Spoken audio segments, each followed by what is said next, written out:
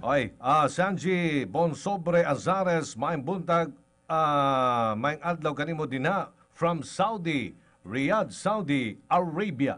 Nasa linya ng ating telepono. Nandiyan na ba? Ready na? Boses ng Bayan.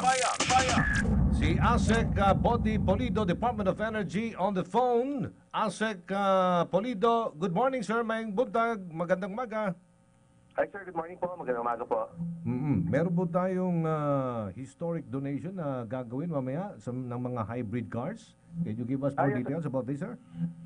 Sir, meron po tayo mamayang umaga. Will be the Department of Energy po. Will be turning over approximately about 14 plug-in hybrid electric vehicles. Okay.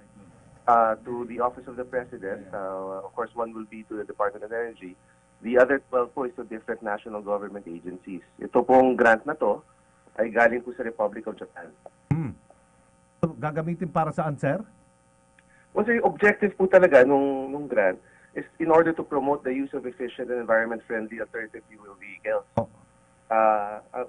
Objective po talaga sana, alam niyo po, itong mga sasakyan po na to, gumagamit po ng kaunting gasolina, and at the same time, gumagamit po ng kuryente. So the objective po is to use technologies that would enable us to diversify po yung fuel sources natin. And at the same time, para luminis po ang ating hangin to improve our air quality. Ganda pong hangarin yan, pero yung problemang availability po ng mga facilities for this kind of cars sa Pilipinas. Yes sir, that's true. Currently po, our infrastructure po medyo hindi pa po handa. But we are, the Department of Energy, is currently working on standards and policies in order to encourage po both the government and the private sector para maumpisahan pong ma-improve yung nating electric vehicle at saka hybrid infrastructure, yung mga charging facilities po. The Secretary po has already tasked myself and several other officials of the Department of Energy to prepare po mga standards at saka mga guidelines para po dyan. In fact, the Secretary po, very progressive po kasi si Secretary. One of his ideas is to find a way in order to allow mga retail gasoline outlets to have mga facilities po, mga charging facilities po. Okay, so saan na po tayo banda doon, sir? Nakikipag-usap na tayo.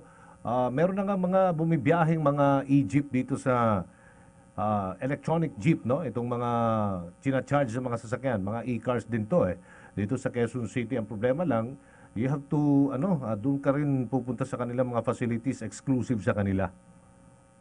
Yes, sir, po. Bali, yung kanila po, those electric jeeps, there are several right now. We have, the LTFRB has approved franchises for electric jeeps. Yan po yung sinasabi niyo sa Quezon City. May isa po sa Quezon City, may isa po sa Philinvest City, doon po sa may Muntinlupa.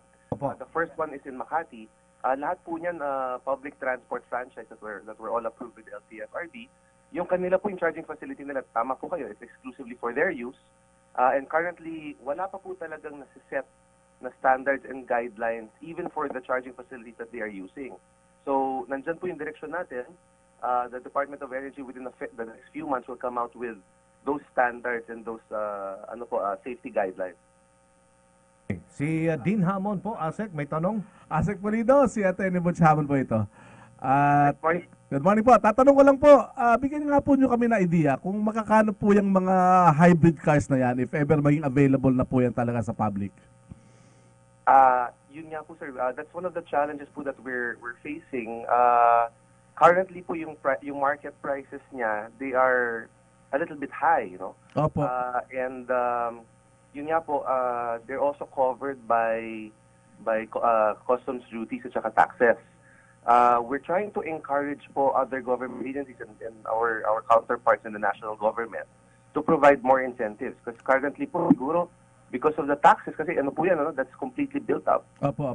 Yan, direct importation from other countries.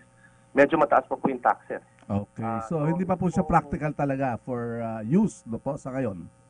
Currently po, at yung prices po niya, medyo mataas. Okay. Sige po. Salamat po, ASec Body Polido. Yes, sir, Thank you very much po. Thank you very much po, sir. Sige po. Department of Energy, ASec Body Polido. Partner,